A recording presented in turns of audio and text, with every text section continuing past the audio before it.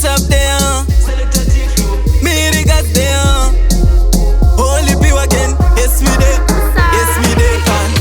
Hello my Julius. The girl one is started serious. Apana chanda jasi monasi. Saka uya nesa takunu kupaleki. Uya nesa takpawa. Uya nesa takpawa. Uya nesa takpawa. Murumbe wakonda kufenda ndapera pawa. Uya nesa takpawa. Uya nesa takpawa. Uya nesa takpawa. Kasira ndo kupa less than hour. Kasira chimbo mira kutilea. Zvese zvauri kuita chimbosiya. Nekuti nenzara ndava kuziya. Yekugeza maoko uise mumbiya. Kana zvichibvira uya nendira mbiri. Kozi ndina clicks tiri vaviri. Ndokupa maminetsi 20. Kana wouya usasiye mhiripiri. Uya nesadza kupawa. Uya nesadza kupawa. Uya nesadza kupawa. Murumbe wako ndakufenda ndapera pawa. Uya nesadza kupawa. Uya nesadza kupawa.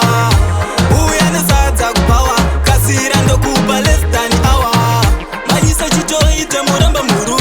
Kozi nzara yakandibata ihuru. Usanonoke kunge uri kubika maguru.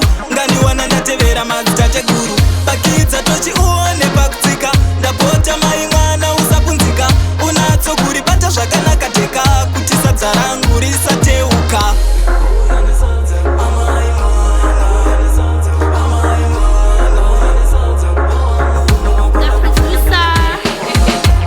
Uya nesadza kupawa. Uya nesadza kupawa. Uya nesadza kupawa. Kasira ndokupa less than hour. Kasira chimbomira kutileya. Zvese zvauri kuita chimbosiya. Nekuti nenzara ndava kuziya. Yekugeza maoko uise mumbiya. Kana zvichibvira uya nendira mbiri. Kozi ndina clicks tiri vaviri. Ndokupa maminetsi 20. Kana wouya usasiye mhiripiri. Uya nesadza kupawa.